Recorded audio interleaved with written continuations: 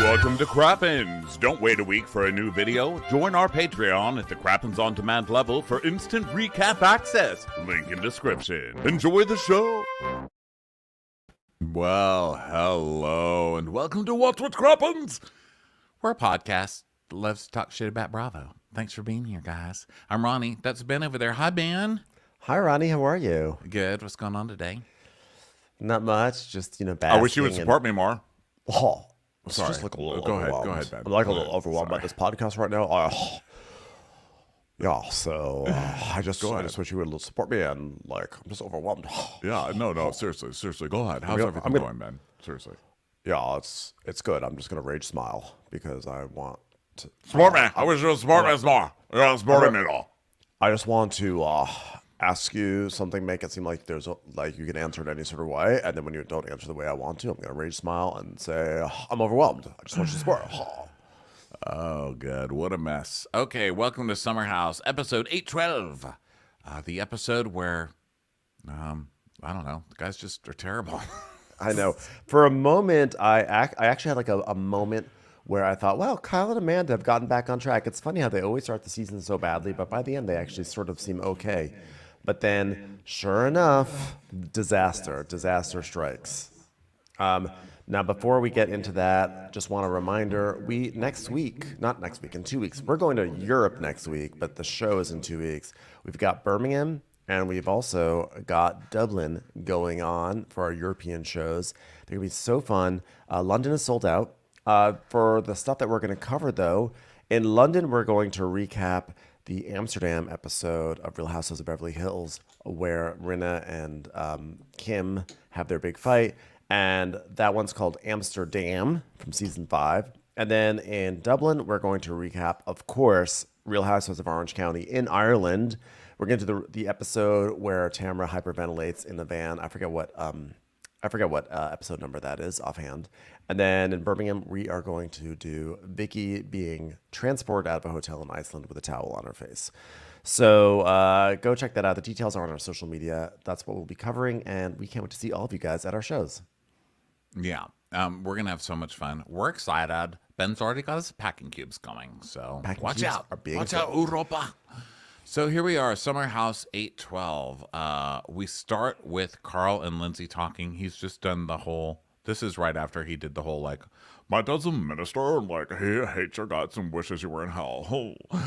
That's after that conversation, right? Yeah, they're sort of wrapping that one up, and he's like, and she's like, yeah, I know, but why did you wait so long? And he's like, well, when we have a tough conversation or something, and I feel like it's hard, I get nervous, and I should have just talked to you right after New Jersey, and I don't like the fact that took me time to talk to you, and then the way I described it, I just don't want to have any secrets from you. My parents love you, and they just want the best for us. That's all. And she's like,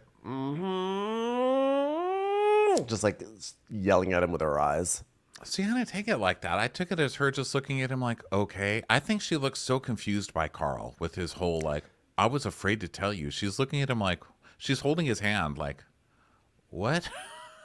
I took it as well, we just met. We've been friends for 10 years. Why are you surprised at how I am? She's just looking at him what is your deal, Carl? Because Carl's I was just terrified. What am I going to do? Tell you? Here's what I was doing, okay? I had this conversation, but I had to make sure that I had a conversation about the conversation on camera. And then I had to interrupt a dinner very dramatically and pull you aside so that you would rage out in front of everybody. And then I could be the victim in front of all of these people. It's you're so fucking obvious, dude. And I hope that Lindsay's onto him and is just I'm not giving him what he wants. I'm not going to freak out on him at this dinner. Well, that's what her eyes are telling me. She looks confused, why are we talking about this again? I thought we settled this. And then she's also rageful, are you fucking kidding me? This is real. You're really, I was in the middle of lobster dinner and you pulled me to the side for this. Get over it. We already discussed this. It's done. So then Danielle at the table, back at the table, is Amanda, could you give us a little bit of deets? Can you spill the tea about what you guys were talking about? And Amanda's I don't want to talk about it because I didn't like when my shit was talked about. Amanda, you're the biggest gossip in this house. Come on, tell everyone.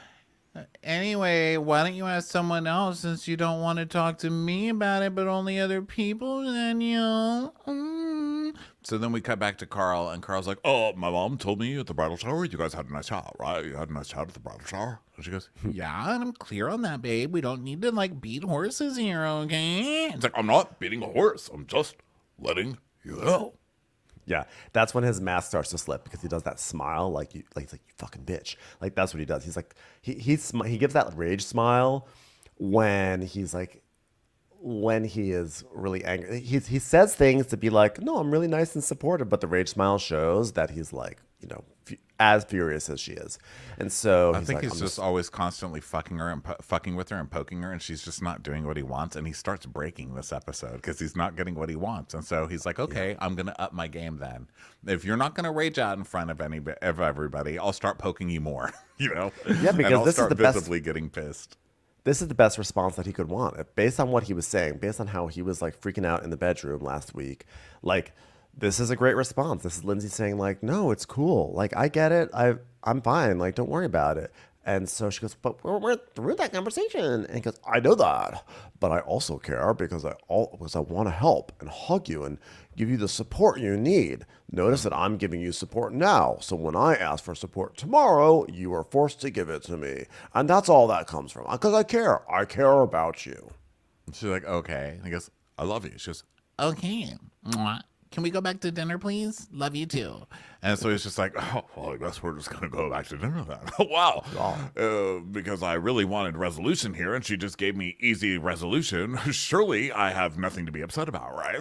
But I'm pissed off going back to dinner now. So, it's like literally smiling, pissed off that he didn't get what he wanted. So obvious at this point. So now Lindsay is telling us, "Okay, let me get this straight. Your parents just said pretty fucked up things about your future wife, and I'm the one that needs to console you?"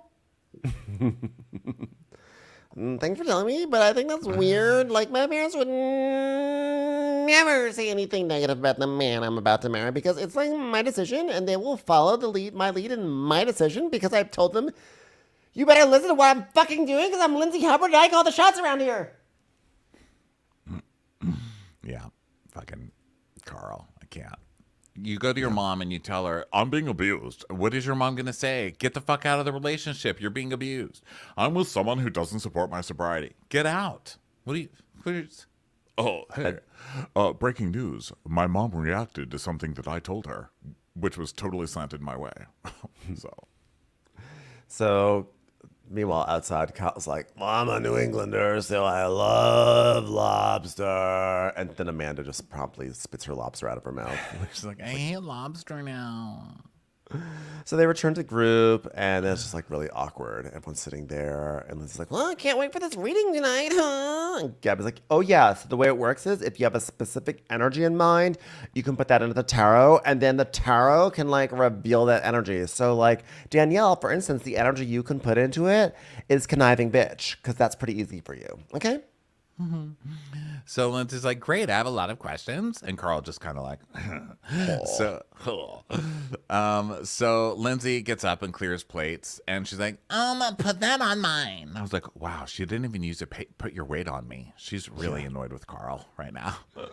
Carl's So like, "You he's got like, it? "Oh." You got it? You got Yeah, he plates?" does that really gentlemanly thing where he's like, "Oh, wow, you're carrying all the plates. You got that? You got that? You got that? You got that? Okay, I'm not going to move, but you got that? Okay." She's gone down. And then he kind of like slams the chair back. What is his deal? He's such a fucking weirdo. I was gonna bring her the saucer, but I'm just like really overwhelmed right now. I'm just like a little overwhelmed. It's just like a lot. The saucer. It's really like hard. Saucer. I'm gonna have a job soon. It's like really hard. It's hard. Like, I'm a man of my word, and I said like I'd have a job by the end of the summer. So like the last thing I think about is like if I could bring the saucer into the kitchen. That's it.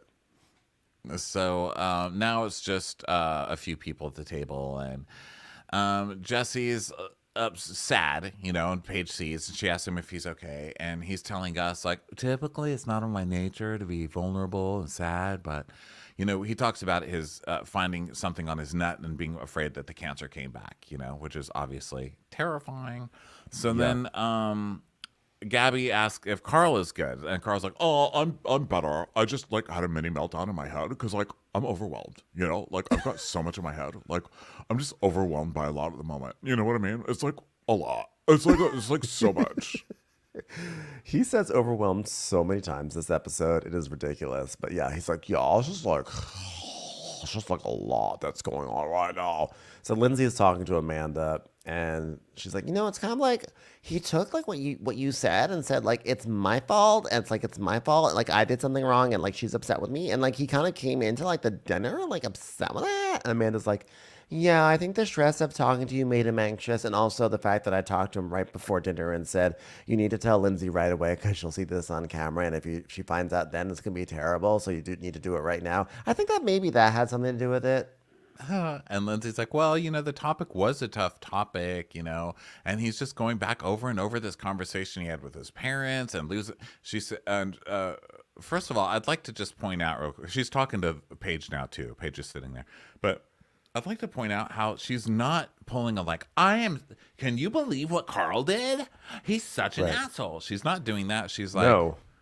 Poor Carl. Like, Carl's freaking out, and like he doesn't need to be freaking out. Like she's not reacting in any way that I would expect her to be reacting, No, she's actually pretty chill. And she just tells everyone, she's like, yeah, we had this, he had a conversation with his parents, and his dad is an ordained minister and said that if I were marrying you, I wouldn't marry you. And Paige is sitting there and her eyes just bulge like, oh my God.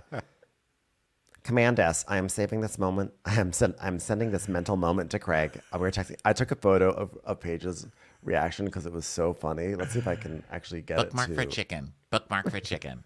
Yeah, she of was like, you can't see it. Yeah, like no subtlety at all. She was like, oh my God, wait, I wasn't even expecting a piece of juicy gossip to land in my lap like this. It just like fell out of nowhere. Like I'm #blessed right now. So Amanda's like, yeah, but Carl also was just like, that's your opinion. Like, he didn't necessarily agree with him. He was just like, that's your opinion. And Lindsay's like, yeah, but that's why you don't run to your dad with all of your problems. Because if I told my dad every time we fought, my dad would be like, don't get married. Like, I mean, come on. Like, she's like, I mean, he came into the conversation hot and he was defensive, but I think it's just because he didn't want me to be upset with him, right? And Paige is like, right. Okay, well, let's get our charts read. I cannot wait to see the slaughter that's about to happen over that one. Come on. Hold on, let's all give ourselves up. I think we all need, 5 minutes to cool down / text chicken, tell him everything that's going on. Okay, great. So now Jesse's sad, understandably, but no one really understands why. Well, all they know is that Ciara, don't forget also last episode, Ciara called him a trash bag at the table, which, by the way, I fully support. I mean, I feel terrible that the cancer scare is so scary, and I feel terrible for him. But it does not take away from the fact that he is kind of a trash bag when it comes to dating women. So everyone's kind of like laughing because like, oh, Jesse, he's deflated, because they don't realize that there's something much larger on his mind right now. And they're just like, wow, that was so mean of Ciara. So now it's time for the tarot reading. And so everyone goes into Club Send for the tarot reading. So Kyle gets his reading first, and his past and present are fire energy. And he's like, love it. And I'm like, you don't even know what that means, fire energy. It's like, oh, sorry. And this lady is like the stereotypical lady who reads your cards at a party. She's just like kind of some nerdy lady from like D&D club or whatever. Yeah. And she's like, temperance is about not going extreme. We're finding balance between partying and family. A lot of people's future have the word party in it. Like, maybe less partying. I think you've been partying. Like, you're in a summer house, lady. Yeah. By the way, I just have to say for Carl, it's maybe not a good idea to go back to Loverboy if Kyle has fire energy, because that could really mean there's all sorts of different meanings for the word fire. So then Amanda gets the death card, and she's like, does that symbolize bikinis for big boobed people? And she's like, no, you are digging up roots and you want to plant your own and deciding how that looks for you. Not saying that I'm making this stuff up, but really this could apply to anyone. Let's be honest. And Lindsay gets the 7 of swords, and Alyssa's like, yeah, everybody was expecting about 7 of these in Carl's chest today after that conversation, but they didn't get it. Now these are 7 very confused swords. Are you going to poison him? What are you going to do? Nothing. Are you going to wait till he's asleep and suffocate him with the pillow? Nothing. Who are you, Lindsay Hubbard? Who are you? Bring back my Lindsay. I need to see Lindsay throwing his shit out on the lawn. Like, who is this? You've changed too much. Go back. And the tarot reader says that Lindsay, the Seven of Swords means that no matter what the curveballs that life throws at you, keep your eyes forward and not look in the back. All right, I don't know what sort of curveball could possibly happen between now and getting married. It seems like it's kind of just like straight balls going the entire time, but sure, whatever you say, crazy lady. I like that she's Shannon Bedore. Yeah. Well, I have no idea. Well, I've changed a lot. I've What changed a kind lot. of curveball? I really have changed. Well, I've changed. I'm moving to Orange County now. Huh. It's amazing. All I really needed to become a new person was to get dumped for some slut on the beach. Carl's reading was that he drew the Four of, I'm just a little overwhelmed right now. Sorry, Carl. Unfortunately, we tried to pull your card out, but your card wouldn't come out because it said it's got a lot on its plate at the moment. So it's just going to stay on the deck. And Kyle's like, pentacles? Did you say testicles? Which is, sad because no one knows what's going on. So then Alyssa's like, well, navigating yourself through emotionally turbulent times, you don't need to hold everything so tight. You could party. And Jesse's like, yeah, I had my doubts, but that really hit home. That really hit home, guys. They're like, aw, Jesse. Oh, good job. Good job, man. You did great. You did great, by the way. So now it's time for pendulum questions, wherein Alyssa dangles a pendulum and makes it swing in a direction. That's fun. So Paige is like, Okay, my question for the pendulum. Why are you so unstylish? Sorry, wrong question. How does it feel Could to you be help a piece Alyssa pick out an outfit tomorrow? Yes or no? Could you let Alyssa know that there's a sale at Zara? Thanks. Were you aware that just because we took money for doing an Old Navy ad last week, that now we have to have Old Navy checkout people at our game night? I'm sorry. Was that formed in the proper kind of a question to get an answer? Alyssa's just crying. She's like, Okay, question for the pendulum. Can the pendulum please tell Craig that Carl's stepfather would not marry him and Lindsay because I wasn't able to text him? Thanks, pendulum. okay, I have a question. For the pendulum. Do you have a scrunchie so that Alyssa could put it in her hair because it's really distracting? So Alyssa's like, why? I have a question for the pendulum. Could you ask Alyssa to bring my luggage upstairs? Thanks. Alyssa's like, finally, something I can do. So Jesse's sad, So Carl goes outside and sparks up a cigar. And Lindsay's like, a little cigar action. Please be more supportive. Okay. So then Sierra gets into bed with West, and Kyle sits with Carl outside. And so Carl's like, dude, I am so fucked, freaking out right now. I'm so overwhelmed right now. And Kyle's like, why? What are you talking about? He's like, the conversation with my parents is bad. It's really, really bad. They were hard on me. They were really, really hard on me. Very, very hard. It was almost like the hours between 8 and 5. Unlivable, bro. Overwhelming. It's like the idea of taking someone on a date that wasn't like a Wednesday. Overwhelming. So here's Carl, who just professed to Lindsay that he wants to be deeply honest with her, and he wants to share everything. And now he's revealing a different tone, a different truth, and a different story now to Kyle. And Kyle's like, listen, friend to friend. Oh, wait. Listen, underminer to friend. You got to give me the full picture. There are times this summer where I just feel like you're sugarcoating things. Oh, I'm not really eating sugar right now. I'm trying to go to Barry's a lot. Yeah, well, it's an expression. And you're basically trying to soften the blow and like, oh, I'm not doing blow right now either way. Yeah, another expression. Anyway, you had this heart to heart with your mom and Lou, It's like, well, it wasn't a heart to heart. It's more like, I don't know. They just were like, do you want to do this? And like, is this what you want to do for the rest of your life? Like, do you want to be with this awful, awful person? Do you want to wake up in the morning and see her eyes staring daggers at you? Do you want to be with this like shrill personality? Do you want to be with this person who Lou cannot stand? Like stuff like that, Oh, I'm overwhelmed. Yeah, and he says that they're concerned that the volatility will cause him to go off the deep end, and that's certainly what happened with his brother, And I mean, I do think that they're right in that regard. Like, you're sober, it's hard enough to make this big of a change and to be around people who are drinking. And you don't need all this drama if you're trying to be so. Just break up. Just fucking break up. But what do you need Lou to actually show up and break up with fucking Lindsay for you, Carl? Just man up, for fuck's sake. Yeah. I mean, his parents are right. Like this is not. We've all been saying. We all know this is not a good match. But it's also there's something about this Carl saying like this is like what happened to my brother. You're kind of implying like Lindsay's going to literally kill you. I'm not being callous about what happened to the brother, but that's kind of the message he's putting out there, which I was like, well, dude. So Kyle is like, there are times where like you need to put yourself first. And it's your mental health, it's your happiness, your career, and like you let the anxiety get the best of you today. I can see it. I'm glad you talked to Lindsay, but holy shit. Don't bottle things up unless it's Loverboy and you can sell it. Non-alc. That's the future, man.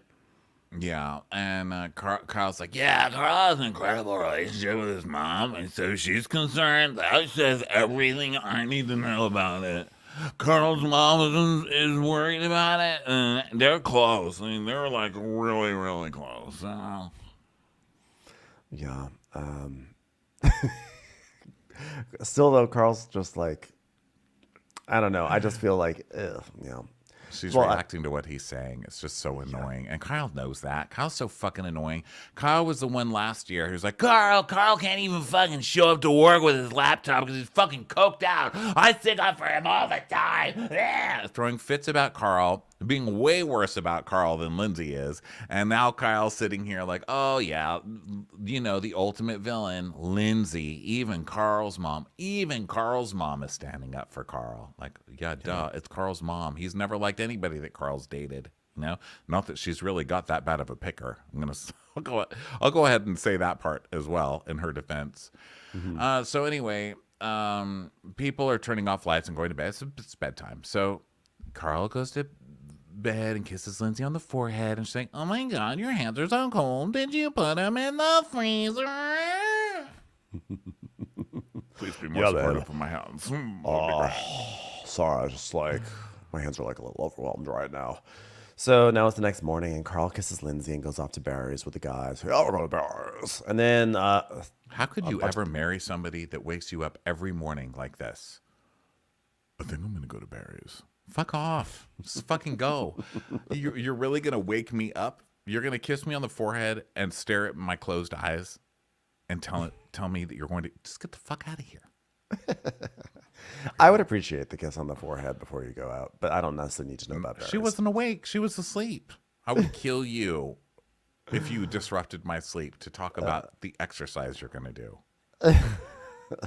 Well, Danielle and Lindsay and everyone else get their revenge because they all decide to go get bagels. And so it's just Paige and Amanda left in the house alone. And Paige is like, everyone left except for us.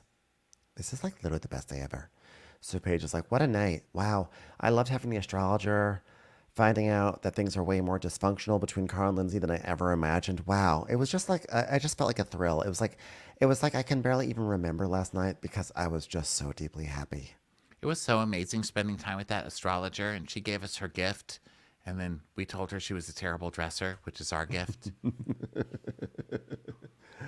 3 of blouses. That's the card I pulled for her. 3 of blouses. Please get at least 3. What was the astrologer's name again? Was it Laura or was it Ashley?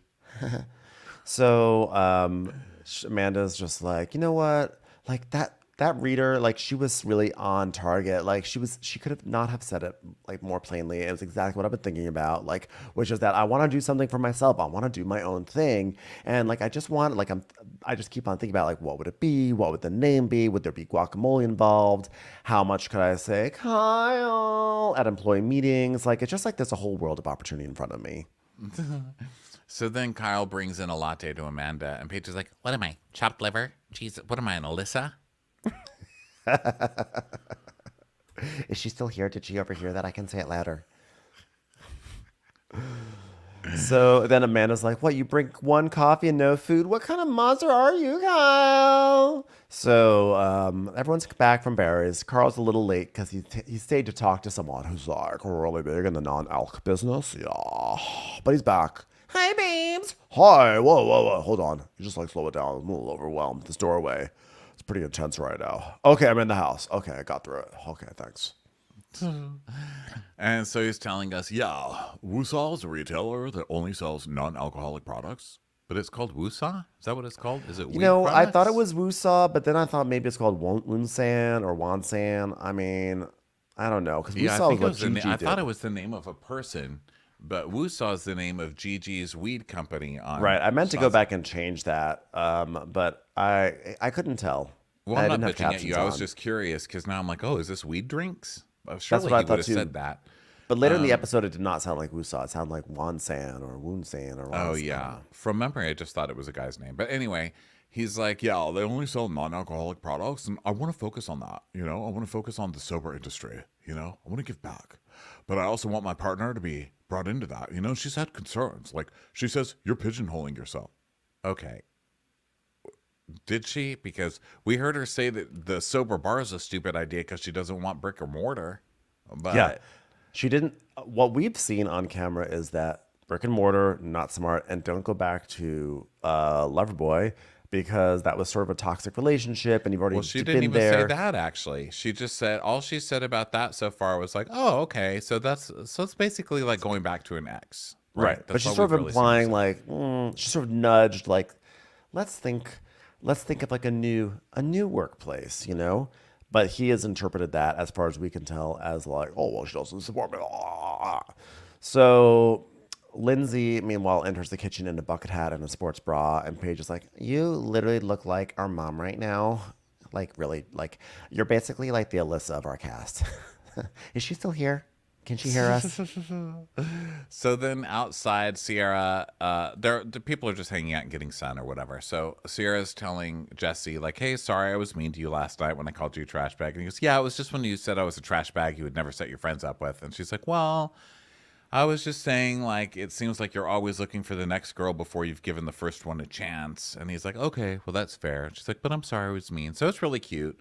And then they're like, kiss everybody, kiss. And so she asks West if they can kiss. And she's like, I have a cool boyfriend. And then Danielle's like, you said boyfriend. She's like, yeah, haha. No, you said boyfriend. Yeah, it was so funny, Danielle. You said boyfriend. They're like, oh my God, get her out of here.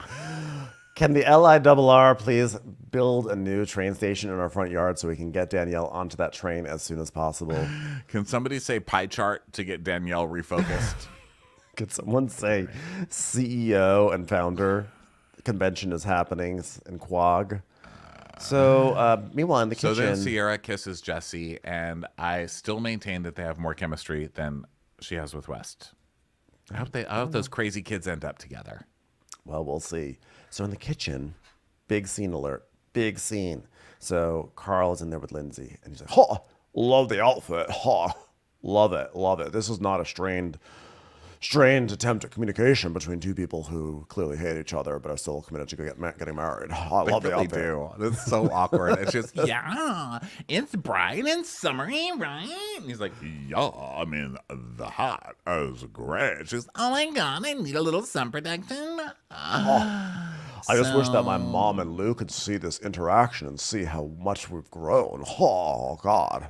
So how was your meeting, Carl? He's like, oh, it was good. I mean, they're hiring for a few different roles right now. I don't think I'm necessarily fit for those roles, but, like the queer thing, like I just wanted to make sure that I did something for the queer thing because remember how, like you're forcing me to do something by the end of the summer. So like we said we'd do it by Labor Day because you're abusive. So, like I just want to be on your abusive time schedule. I'm a man of my word. I just want to make sure that, I'm not doing something about this because like if I'm not doing things then I deserve to get beat, but if I do them, please don't hit me is what I'm saying.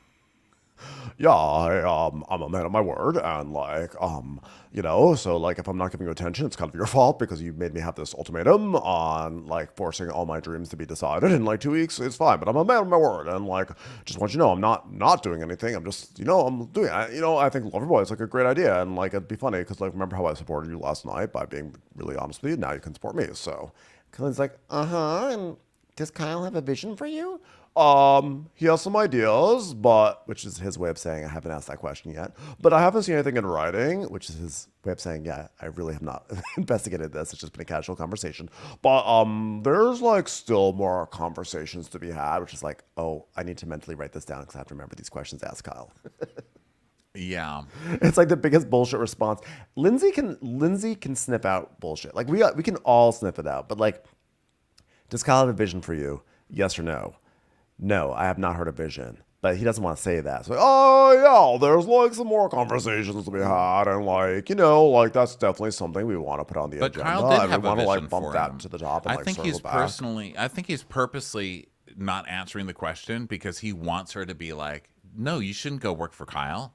That's what he wants. So Kyle told him, hey, here's my vision. We have this non-alcoholic spritzer seltzer coming out. I think that depending on how involved you want to be, we could talk about a rev share. That is a vision. It's saying, you tell me how you want to be. And he's like, I think he's trying to get Lindsay to be like, no, you shouldn't do that. So he's telling her, no, there's no vision. He told I don't you think you can have a rev share in the this gaslighting company. starts right here. I think the gaslighting starts later in the conversation. I don't think you're wrong that he wants to make Lindsay angry or whatever. But I think that right now, he knows this is like, he doesn't want to put in the effort to do like a real job search. He doesn't want to do the effort to do anything. And there's something that fell into his lap. That's like it's appealing because it's easy. He can go back to a job he already knows and yada, yada, yada. But it also means he doesn't have to stretch himself. And so he knows that Lindsay's not going to approve of it. So instead of being like, I know this doesn't sound exciting to you, but I actually really like this idea and this is what I want to do. Instead, he's like, yeah, well, there's been some conversations, da, da, da, da. And she's basically like, you haven't done any thought. You have not put any thought into this.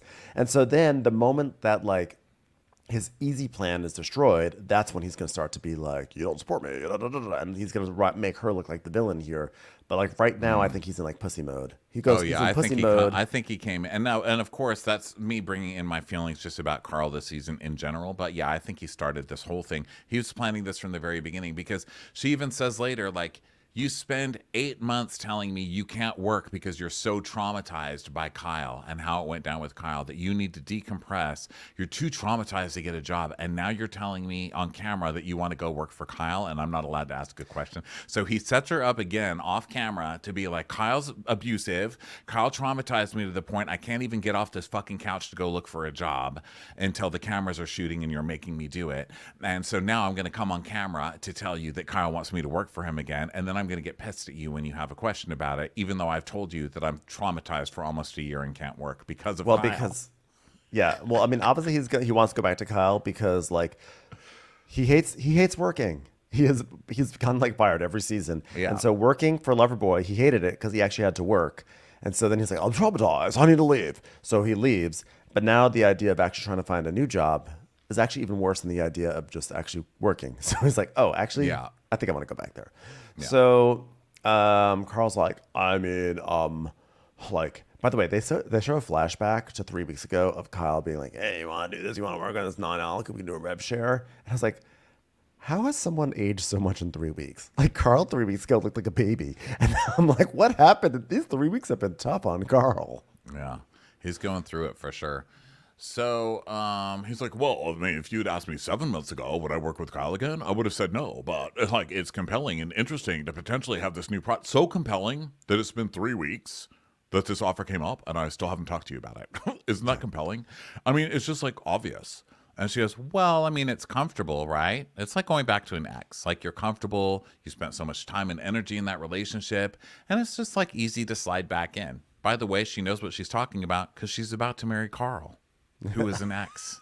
Yes, because it's easier than going out and finding somebody else. Like, she dated all these other guys and realized they're all fucked up too, so she may as well go with the fucked up that she's used to. So she gets this decision. Yeah, and by the way, I've seen people do this before where they've worked at a place and it was miserable for them. They hated it. They leave and then like they spend some time and they're in the real world or whatever, and like the actual act of looking for a job is really, it's hard and difficult and it's deflating. And so then their old boss is like, well, come back and it'll be better this time. They're like, you know what? I think it is better. I feel like I've grown. I think I can handle it now. And they go back and they're just as miserable. And I think Lindsay's recognizing that that's what's happening here. So Carl's like, no, now, well, you know what? Now I've had some separation from it and like some time. And I kind of feel like Kyle and I are in a better place. And I feel like there's an opportunity just like stare me right in the face with a company that I was like a massive part of. Like I was the one that would take pictures and it'd be like on Instagram. It was like a huge part of the company. And like, you know, as you saw last night, there's like a lot going on. I'm just like, I'm feeling a little overwhelmed in general. And I'm just like trying to think of this as an opportunity and like what it means for my career and all that. I'm just like overwhelmed. And she's like, okay. And he's like, yeah, I just want your support and your well, she says, is there anything I can take off your plate? And he goes, like to make it easier because you keep saying you're overwhelmed. So what can I do to help you? By the way, and not bitching at him even a little bit. Like, I'm not even getting a tone of it. She's just like, okay, well, what can I do to help you to take stuff off your plate? Because you're overwhelmed, so you can focus on what you need to do career-wise. And he's like, oh, I just want your support and your positivity. like he gives us this look like, look at you not being supportive of me right now with this wonderful choice that I came to because it was the only thing I felt like researching. And so she's like, I'm just asking questions. I'm just giving you my opinion. He goes, oh, can you listen for a second? I'm like not even expressing my opinion right now. Oh, could you like listen to me for a second? Yes. I have felt at times, even in the last 8 months when I've like not been working full time, that I have brought up different things that I'm interested in and excited about and like not necessarily getting the support and excitement. And I get like more critique and then like, and questioning.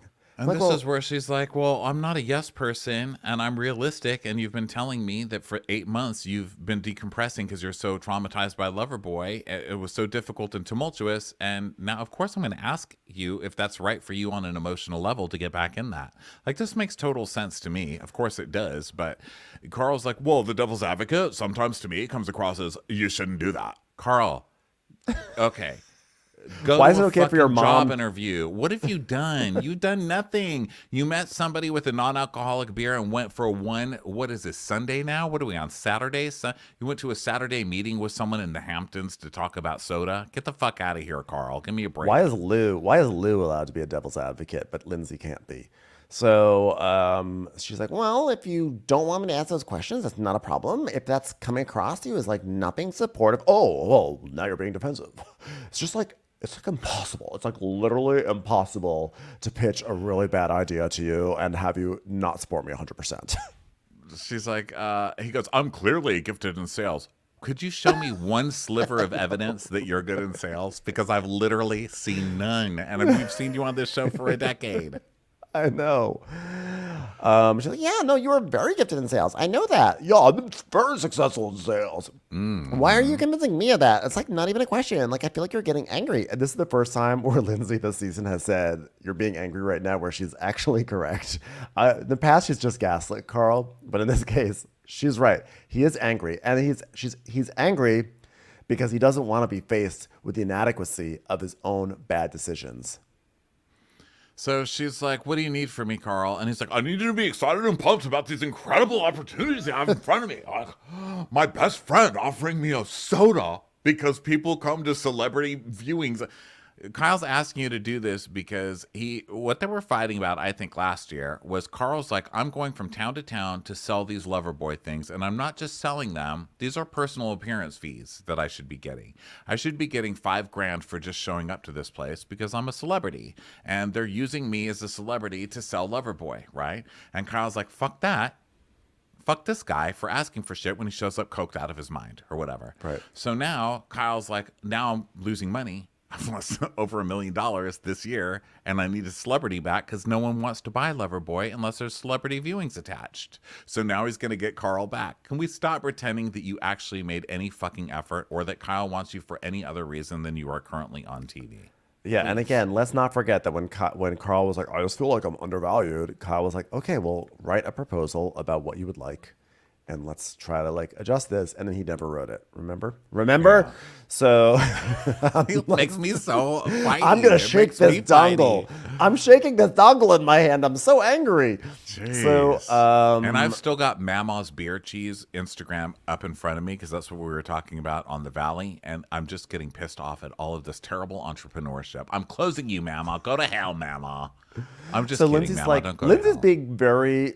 Honestly, I think for Lindsay Hubbard, she's being very calm because she's just like, well, what do you need from me? And he goes, I need you to be like excited and pumped about these incredible opportunities I have in front of me to make us money. And like I have an investment in Loverboy. Do you have that same opportunity for yourself? Do you have an investment in something if it were to sell? And I was shocked that Lindsay did not go raging out. Like what the fuck? She just was like, hey. And he's like, you know, Carl's introduced me to this product and he needs help with it. Yeah, this was shitty. This was not well. Also, cool. like, I mean, don't. all she's doing, but also, all don't she's introduce... doing is saying, "What do you need? What can I do? Like, what can I do to help you?" He's like, "How dare you? You have nothing. You've got nothing. You've got nothing going on. Like, what are you talking about?" But also, like, don't make it seem like you want her input on something that you've already decided on. Like, he's clearly decided that this is what he wants to do, and he should just say, "I'm going to do this. I know the risks. I thought about the risks. I know that it was a toxic environment. I believe that it's going to be different now. I think this is a product that means a lot to me. And if it's bad, I will leave. You know, right, I think that Lindsay wants to see a plan to do that. I think he was. I don't think he was to do that, but I think that's what he came in there like. Oh, this is what I'm doing. You don't have a job, but she's not giving him that. She's just like, well, what do you need from me? Okay, well, you're going to work for Kyle. Like, okay, what do you want me to say right now? Lindsay wants to see from her mate someone who is like ambitious and organized, thinks about things, anticipates issues, just has their shit together, right? And so Carl likes to play the role, but he actually is not doing it. He's just like, yeah, well, I thought about it, and like, I think this will be a good opportunity. And she's like, what about the risks? What about this? What about that? And he like did not anticipate anything, and now he's flustered, and I was like, oh, fuck you! And he's gonna make it seem like she's the bad one for not supporting him when he was the one who's just like half-assing this. And like, this is just not the person for Lindsay. I mean, it's so funny every time we just sort of come to that conclusion as if they haven't already broken up.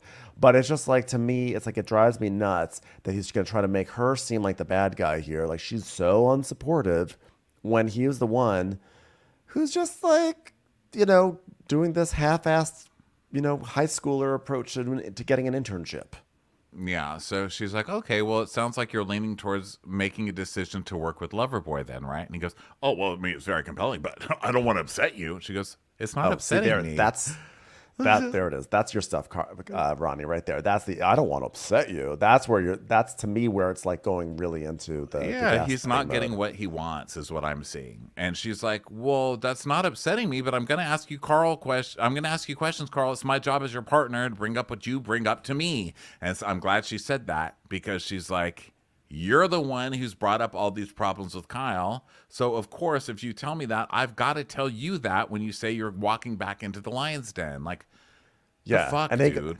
And she goes, I'm not always going to be like, yeah. And he goes, I'm not asking for that. Like, you literally just asked for nothing but support and yeah.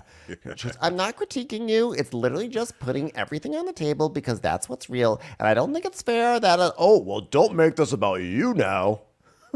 You made it about her. You made it about her when you said she's not supportive over and over, and then accused her of being upset when she wasn't upset for trying to support you. You fuck. This guy's the worst. My theory is, to clarify, I feel like your theory was that he entered this conversation with the intent to gaslight her. My theory is that he entered this conversation to pitch this shitty idea, and when he didn't get what he wanted, he then switched into gaslight mode, which is why he says, don't make this about you now. Like, you're the victim in this. She literally didn't even say that.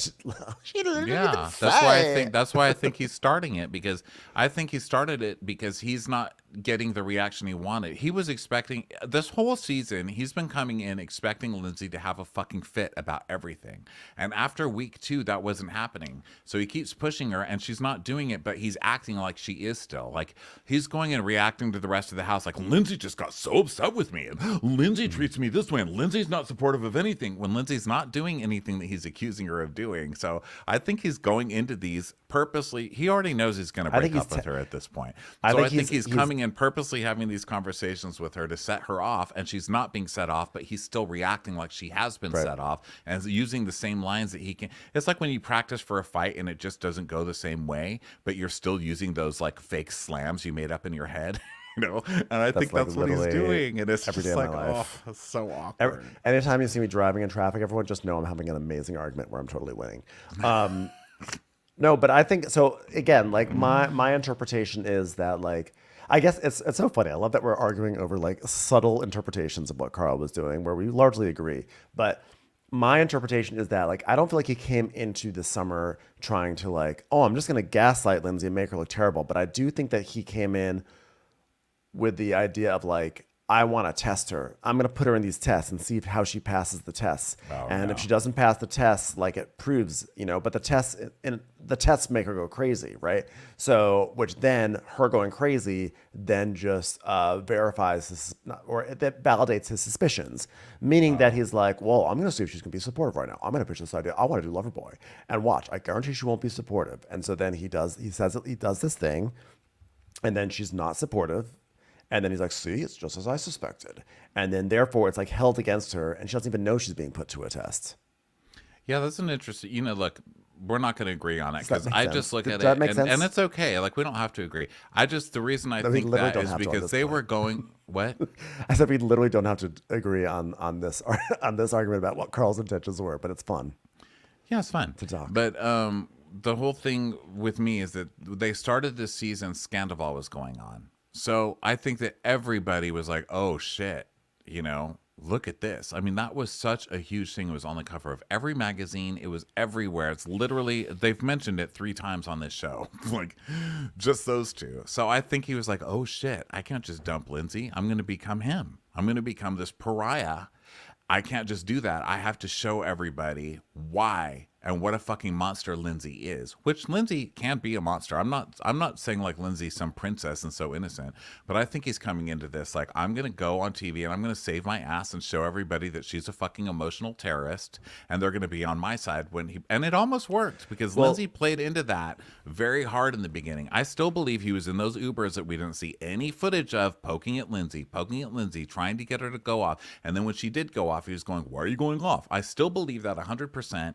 And now she's stopped. It's like she got a hold of herself and was like, he's fucking with me. I'm gonna stop letting him fuck with me. And now she's not giving you the response, and we're seeing him visibly spin out of control now that he's not getting this response that he wants from Lindsay. And it's just cracking me up. I just see like one big fuckboy douchebag gaslighting narcissist being completely foiled at every turn, and I love it. Yeah, I mean, I definitely do believe that Carl, because he's like conflict avoidant, that he is definitely been positioning himself like to not be the bad guy when he eventually dumps her. I think he knows this isn't going to work out. He wants to dump her. We see it from the top of the season. He wants to dump her, but he doesn't want to be the bad guy. He doesn't want to be. Actually, I think the way that Scandival really affected is that I think he doesn't want to be Sandoval. I don't think he wants to get the bad press and have that's like lose. Okay, so I do think that the way it's impacted is not like, I thought you were saying like, oh, Sandoval, but it doesn't matter what I thought you said. It's clarified now. The point is he doesn't want to be the bad guy, and so he is going to try to like position. And so I fully believe he's trying to position.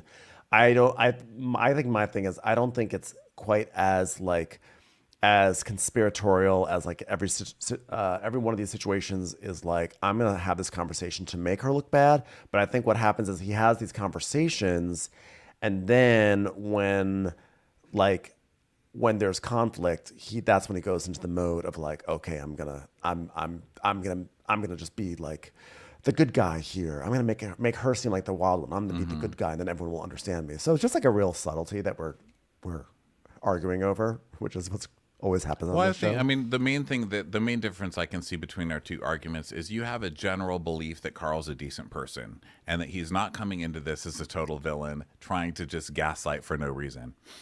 I don't. I think Carl's an asshole. And I think Carl he was out of this a long time, and he does not give a shit about this person at all. Because if he did, he wouldn't be acting. He wouldn't be purposely villainizing somebody to make himself look better. You don't do that to somebody that you like. And I think that when he brought his parents on, that's the ultimate. And when he's naming his brother and his brother's death and comparing Lindsay to like, this dress is what killed my brother. When he's doing stuff like that, that's putting someone in a certain light. You just don't do that to people that you like or you have any modicum of respect for. So I don't know that he's like a total villain and like, I'm going to just fuck this person over for no reason.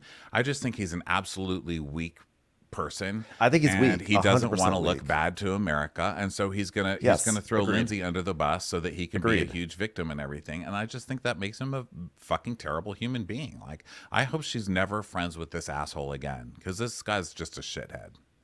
Well, I agree. I think that he is a shithead. I think he's weak. He didn't know he dove into a relationship thinking it was going to solve his problems. He dove into it thinking that it was going to make him a big boy. He was going to be an adult. He was going to get a job. He's going to do all these things, and then none of that really panned out. And on top of that, now he's left realizing this is not the relationship he wants to be in. But he doesn't want to break up with her. He's in too deep, and he's conflict avoidant. And I do agree that he is happy to create situations where she looks like the one who is chaotic and unhinged, and then he's just like, oh, I'm just trying to keep it all together, guys. So I do agree that he's trying to do that. I just I don't think that, like, in a conversation like this, he is like, I'm going to take Lindsay in there and try to make her look like look crazy. I think that he is. I think he brought her in because he wants to test her, to be like, let's see if she supports me. Because if she doesn't pass this test, if she doesn't pass this test, that will prove that she doesn't support me, and everyone will see that, and then I can dump her. But I don't think he's saying, I'm going to bring her in here to make her look crazy. I think it's... Oh, yeah, I do. Because I think he's done with her. I don't think there's any test. I think he's already done. So what's there to test? Like, he's already decided he's leaving her. He's just setting up the stage to leave her. So I don't think there's any test here. I think he's already completely done. So he's just like, let's make her look like a bitch on my way out. But you know what? We don't agree. And you know what? Something else, we never agree on Summer House. But it's also this is one of the more this is a constant thing with us, is we agree pretty much on every show, but this one, we never do. And it's so interesting. But this is such an inconsequential thing to disagree on. It's literally like we agree on 95% of this relationship, and we're just more sports. Like, did he come into this discussion to make her look crazy, or did he come into this discussion to... I guess it's more like, I think he came into the discussion to be like, this is... I feel like it was performative to show that he was a big boy. And he wanted to test her to see, like, well, like, let's see America. Let's see if she follow. Let's see. How about maybe it's not a test? How about he put her on trial with America? He's like, let's see. I'm being a big boy. Let's see if she. But why do you put somebody on trial? You're prosecuting them. That's you literally put someone on trial to exonerate is. Yourself. Then he would feel like he was on trial and defending him. If you're putting someone on trial, okay, maybe not trial. Look, I get what you're saying. He's performing for America. We're just on a different page about it. That's okay. We don't have to agree. I see what you're saying. I just don't give Carl that much credit. I think in general, I'm just a more cynical person than you are. Obviously, I mean, I think that's obvious, and I think you have more goodwill and hope in humanity than I do. And I think that's good. I would never want to change that. But I don't think he came in with good intentions. I don't think he came in with good intentions. I just don't think he came in with purely like as malicious intentions as I feel like you're proposing. Well, I think they were malicious, but I think they were malicious out of babyish reasons. I don't think he's like a mustache twirling villain. I just think he's a pussy. I have a revision. I guess I shouldn't. I feel like the more we talk about this, the more I'm just going to get myself in trouble. No. I'm sorry I called someone a pussy. Okay. I feel like Carl is very performative, and he cares a lot about what America thinks. And I think this was a moment where he wanted to cosplay as someone on a real job search, doing like really trying to find his career or whatever. And he wanted to show like, yeah, I've got this job, this lineup. I think it's really good. Look, America, look at me. I'm the mature one. I've got my shit together. And so it kind of like, it feeds into what you're saying. Sorry, I just hit my mic. It feeds into what you're saying. And that like, it's not, I guess in my mind, it's not that he is actively trying to make comes into the conversation to make Lindsay look bad. I think he comes into the conversation trying to make himself look really good. And so he's like, look at me. I'm getting my shit together. Lindsay gave me an ultimatum, which we can all agree was totally irrational and not something you would do to someone that you love. But I rose to the challenge and I did it and I figured it out. And she's like, no, you didn't. And that's when he's like, well, fuck you. You're the one who's like, you're unhinged right now because you're not supporting me in this moment and you're making me look bad in front of America. Yeah. But don't you think he had some idea that she was going to be like, Kyle, the one that you told me you were in the fetal position from traumatizing No, he did you? know. Well, he did know, which is why he tiptoed around it, because he's like, let me see if I can kind of like finesse this. He says he's so good at sales, he can't even sell this job to his wife, his future wife. Yeah, no kidding. That's exactly right. So anyway, let's go on with this. So they're still in this conversation, right? So he's like, she's like, I'm not going to just yes everything and say yes to everything, Carl. And he goes, well, I'm not asking for that. She goes, yeah, but I'm not critiquing you. I'm just putting everything on the table because that's real, you know? And he's like, oh, now you're the victim. She goes, well, I'm not the victim. Now I'm going to go cry. So thanks a lot. Like she finally loses it, but she walks off, right? So he's like, oh God, now you're gonna cry? What's this about you right now? What is this about you? Because, Carl, I'm sitting here trying to be a really good partner to you.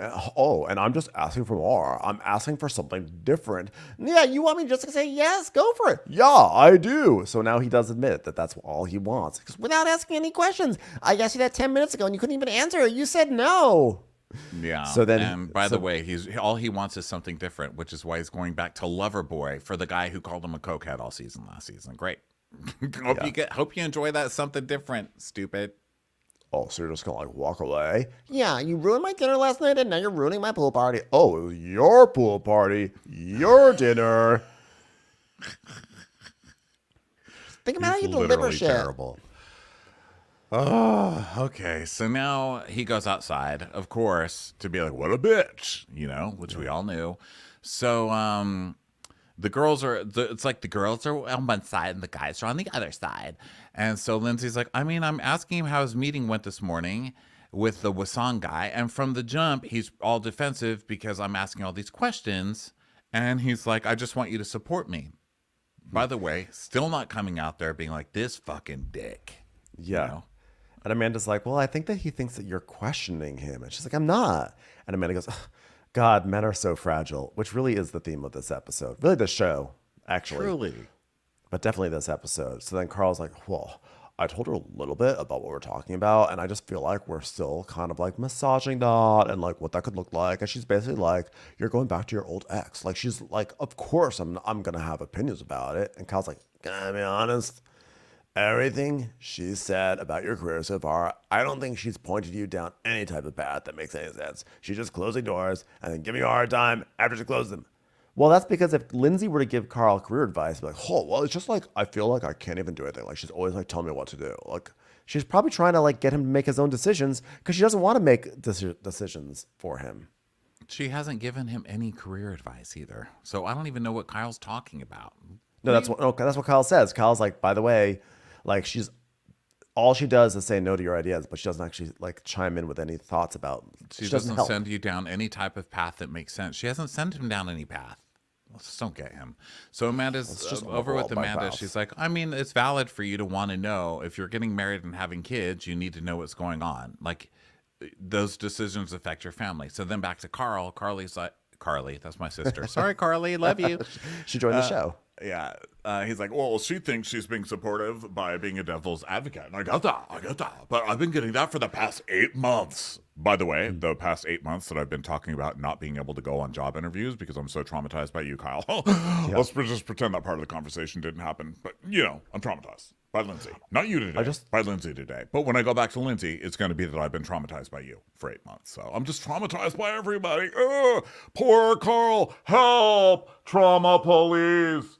I'm always traumatized. I just feel like anything I bring up is just like instantly critiqued. It's like, yeah, because you bring up stupid ideas. Like that's what happens. So that's like you're acting like you're just some innocent here, but you're not like doing the work.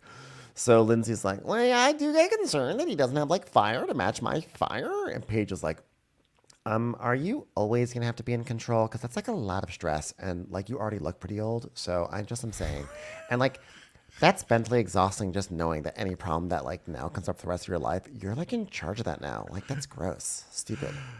And Sierra's like, yeah, you don't want to fuck someone who's not going to drive the ship. I'm just like overwhelmed to touch the steering wheel.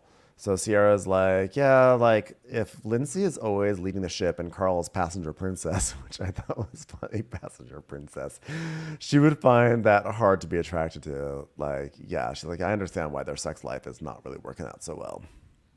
So, Jesse is like, I think it's fair for Lindsay to have questions, but honestly, then Carl finds an opportunity and she shoots him down. But I understand her concern. I'm Switzerland on this one, which I was actually glad to hear because I feel like most of the season, Jesse's just bought Carl's load of bullshit and been like, yeah, dude, fuck Lindsay. But I think he's starting to see who Carl is. And he's like, Jesse definitely did the Ben Mandelker, which is like, well, I see it this way, but I can also see how someone could see it that way. But then again, I still see it this way. You know what? I'm just gonna stay out of it. That's my way of approaching everything. So, I don't know. Lindsay's sad. They go on with their day. Now they're gonna go to a boat time. Right. They go to a boat. They go to a boat called the Jubilance, which is funny because like everyone here is so miserable.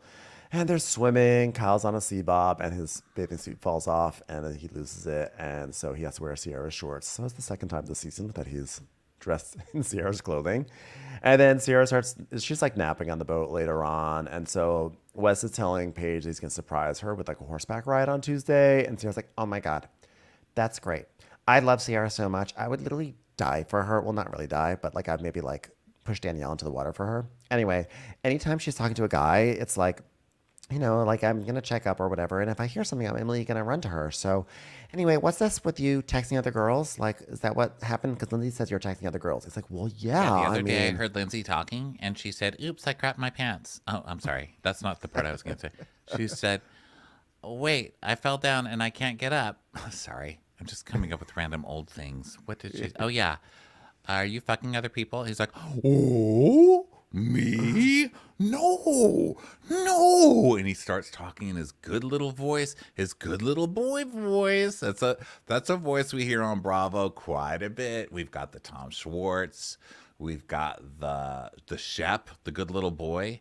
Yeah. I'm not saying West is anything like those people, but we do get the, what? Me? No. Texting other people? No. I am optimistic that he is not having sex with anyone outside of Sierra, because also I find the joy of being surprised by a scandal is way more fun than the joy of being right. I love it. It was so fun being shocked by Scandal. I know. You know why? It's because it's so much rarer than that feeling of being right. Exactly. But yeah, I'm cautiously optimistic as well. But I'm also triggered. I'm also traumatized by these shows, and so that's where that's coming. And also, he doesn't owe celibacy to anybody. But I just think that if you want, obviously it's going to be necessary with if you want somebody of that quality, yeah, the least you could do is not fuck somebody for a couple months. But apparently it's not. So good for him. Yeah. He does a whole spiel about how it's like weird for him to be exclusive with someone that you're not having sex with. And also, like, if you're dating someone, you're either going to marry them or you're going to have a super sad day. And that's all scary for him. And it's like, I know this is the most immature thing I've said in the studio, but I don't care. That's how I feel. And both are dramatic. And I like to chill. That. I thought that was cute. So and also, you know what else is cute? His new hair. So, I don't know. He's I like his old hair more. I'll say it. You do? I thought the puffy bangs worked on him more than the split part.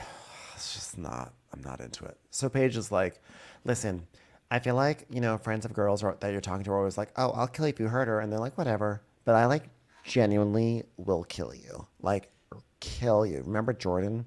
Yeah, no one remembers him because I killed him. He's gone. Don't fuck with Sierra. Yeah, because Sierra's really a bloop. A what? A bloop. Sorry. I'm sorry, I was saying bloop, but they keep bleeping it off camera ever since they tried to go to that restaurant in Real Housewives of New York. Sorry. Inside joke from a long time ago. Nobody watched that show. So, anyway, don't fuck her over, okay? So then Danielle is driving the pontoon, which I don't think Danielle has ever looked more at home than on a pontoon. Driving a pontoon directly at rocks. The captain goes, hey, so you see those dots coming up? Those are rocks. So let's move the boat. She's like, whoops. Danielle is like the pontoon of boats on Bravo. Yeah. So, Kyle loses his shorts. He's still wacky. I've got a mullet. I'm naked in the water. It's crazy, Kyle. It's fucking crazy. So now Amanda sits down with Kyle and they start talking about tarot cards. And she's like, I mean, it was basically like she told me like to update my LinkedIn profile and leave Loverboy. It was like crazy, Kyle. He's like, wait, what? So that reminds me, I wanted to talk to you about, like having my own goals outside Loverboy. Because if you take away Kyle and Loverboy, like, who is Amanda? He goes, no one knows. I'm kidding. We all know you're just my wife. So she goes, well, I was thinking, like, I feel so supportive of your dream and your business. And, marriage is supporting each other. And I've been supportive of your dream and your business. He's like, well, it's our dream because I've said so. Yeah, no, it's our dream to be successful. But Loverboy is your thing and your baby. And not that I want to walk away from Loverboy, but like, wouldn't it be fun if like Loverboy, I like walked down the sidewalk and then like looked behind, and I was like, oh, hi, Loverboy. I just walked down the sidewalk. And I walked a little bit further. We're like, bye, Loverboy. I'm still here. And then walked around the corner and be like, I'm going to text Loverboy. You can't see me, but I'm still here. And maybe I just leave it entirely, but I'm still there, right? There's so many times on this show where I just feel like, how many couples can we take? Like, you just had the Carl and Lindsay drama, and now we've got Kyle acting like this. I mean, I'm Team Amanda 100%. I can't believe Amanda comes up to him and says, okay, this is your dream. I got on board. Well, it's our dream. Okay, but, I would want to do something maybe for myself. Oh, really? You're going to abandon me now at a time like this? We literally have nothing. We're losing money. Ooh, now you get out? And she's like, but I'm not saying I'm leaving. I'm just saying I kind of want something for myself. Oh, really? Thanks a lot. It's like, oh, God. What a fucking child. What a fucking child. I was actually a little surprised. I feel like they fought so much in the beginning of the season, and then lately they've been giving them the edit like, oh, they started doing therapy with a 23-year-old, person who is like a life coach adjacent, and now everything's better. So I thought like, oh, Kyle's gonna be like, Amanda, whatever you need, I just want to support you because I love you so much. But he was not like that at all. Now, by the way, also maybe not the wisest thing to bring this up while your husband is shit-faced. When is he not shit-faced? He's fall down drunk all the time. And people and Kyle himself and other people in comments and stuff are like, stop giving Kyle so much shit. I mean, it's the weekend. He works his ass off all week. It's just a week. He's the only one this drunk all the time. Nobody else is like this. Why is nobody else on the cast slurring their words from morning to night every single day, pissing all over the backyard, getting naked? No one else is like that. This guy's a fucking mess. He's tragic. He's tragic at this point. I can't believe Amanda's still with this person. Leave. Run, girl. So she's like, I feel like you're just like such a big personality, and like I live in your shadow. And he's like, well, I want to support you in whatever you do, but I also need your help. She's like, no, I'm not leaving the team. I'm not leaving the company, but I just want to be a little selfish. I like think of all the sacrifices I made for you. I quit my job. I stopped what I was doing. He's like, well, you were for someone else. He's like basically like, I gave you everything. How could you do this to me? I gave you the life that you wanted. You were working for the man. Now you could work for yourself. And by yourself, I mean for me, a different man. You worked for a man with money, and now you're working for a company that just lost $1.5 million, is what I'm hearing. And she's like, no, but like, I came here to help you achieve your dreams and goals, and we're going to do it together. And he goes, well, guess what? I haven't achieved them, so I need a little bit more help. I think you've achieved your dreams, which is that you started up a beverage company. It started up. It's been a few years now. It's no longer a startup. It's has started. Yeah. So Kyle's like, yeah, so he talks about how they're losing money because for the first time ever, they've lost $1.5 million the first half of the year. And now, if they're not making money in August, what's it going to be like in winter when partying season's over? And, now that they're going through it, Amanda wants to bail on him, which she said 19,000 times that she doesn't want to bail. But I think it's so funny how when she says what she needs, which are, hey, maybe those kids you started talking about, or maybe to move to the burbs, or maybe to get serious and not go out fucking wasted every night in the city with strangers. She says what he wants, and he acts like he won't even address it. But she says one little thing she wants, which is getting a second job. It's not even leaving yours. And you're crying and sobbing and throwing a literal fucking temper tantrum. You child. You fucking child. Grow up. The male fragility on this episode was out of control. And unbelievable. He's like, I need you more than ever. I need you more than you could ever know. Now, look, Amanda's a graphic designer. I I envy graphic designers. I think what graphic designers do are so cool. But like he's acting like Amanda's Photoshop skills is like without them, this company is going to implode. Like you just hire a different graphic designer. You can get another graphic designer. It's not the end of the world. And Amanda can consult and they can say, what do you think about this, Amanda? She'll be like, I like this, maybe adjust this and do something. I don't understand. This is not like we're losing Steve Jobs here. We're not like the company will go on with a different graphic designer. I think he likes having the control of having her there. He's the boss. He can, talk to her how he wants all day. Tell her what to do. Why are you on your phone? Blah blah blah blah blah. Because when he's not drinking, he's super serious. Well, that's the thing. Like we don't see that side on the show too much because he's always drunk. But when he's not working, he's just very like, all right, we're going to talk about business, right? Ugh. And so I think it's, I don't know, it's threatening to him. He has weird abandonment issues. He always gets doing anything else really for anybody else, and then she has a life, and then she has friends, and then she's going out with more people, and then there's other men involved because she's talking to people at work, and I think he's got a lot of control issues. That he doesn't like being left behind. He doesn't like being left behind. He gets upset when he's missing out on the party. He gets upset when he's missing out on the good times. He doesn't want to be left out. Like there might be something better. That's his own shit he has to work on. And what's the crazy part though is that she says a million times, "I am not leaving. I just want to develop something for myself." And he just can't hear it. And it's so obnoxious and so frustrating. And I felt so bad for Amanda because like this really actually could have been a beautiful moment for their relationship where he says, "Honey, I would love nothing more to support you." And instead it's like he's just making it about him. And so now they dock. And I think it also might be something to do with age because I think he's so insecure about his age and being older than her. And she, do you remember like the Giggly Squad podcast is called that because Kyle got mad and was like, "Oh, the Giggly Squad over there." And so they named a whole podcast, which is now like one of the top podcasts in the country, which is hilarious. But he's always had some kind of weird thing about like she's always giggling behind his back. It's like, there they are. It's all these people giggling. And then he shows up with a mullet and he's trying to run around naked and like, "Oh, well, hello, the water took my pants off." And now she's like, if she goes to another job, she's just going to be surrounded by more people her age. She's going to be having more fun instead of just like sitting on the couch like a fuddy-duddy or being at her parents' house, And I think he's probably threatened. Well, also think about like all these hours and work and effort that he puts in to Loverboy. And I think Giggly Squad, like Paige and Hannah, are just like, "Hey, let's hop on the microphone and like, talk about whatever we're going to talk about." And then they're like, boom, instant success. Yeah. So like, I'm sure there's like some resentment that he has there. And like also maybe there's some, I think he just thinks he's going to be left behind. He's putting in all this work. He's going to be left behind. So they get back to the house. If he keeps this shit up, because at some point you mature enough to where you're like, oh, it's not cute. Like you think sometimes when you're dating with someone older that they understand more than you inherently because they're older. And then you kind of realize that that's bullshit. As you get older, you realize, oh, I never knew anything more than I did when I was 15. Like you realize what bullshit it is. And that magic goes away real quick. Yeah. So they dock the boat, and Paige is like, "Thank you so much, Captain, whoever you are, Mr. Pontoon." And he's like, "Yeah, thanks, man. That was awesome. I'm a little overwhelmed, by the way. I don't know if I can get off this pontoon. I'm just like really overwhelmed. A lot on my plate.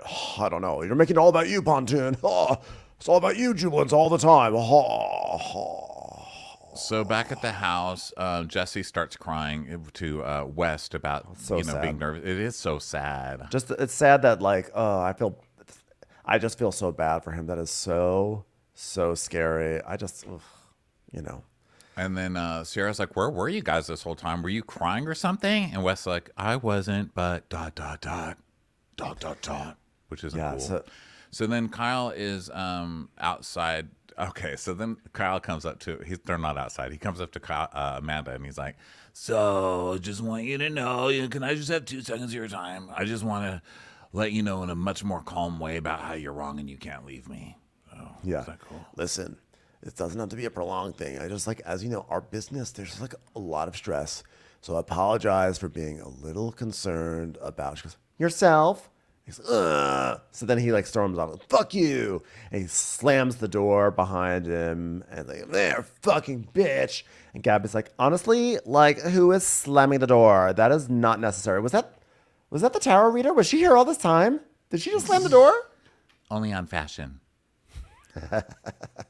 So Kyle's tirading outside, throwing something. He's like, ah! And Carl's like, whoa. Did Lindsay just not believe in your dreams? What happened?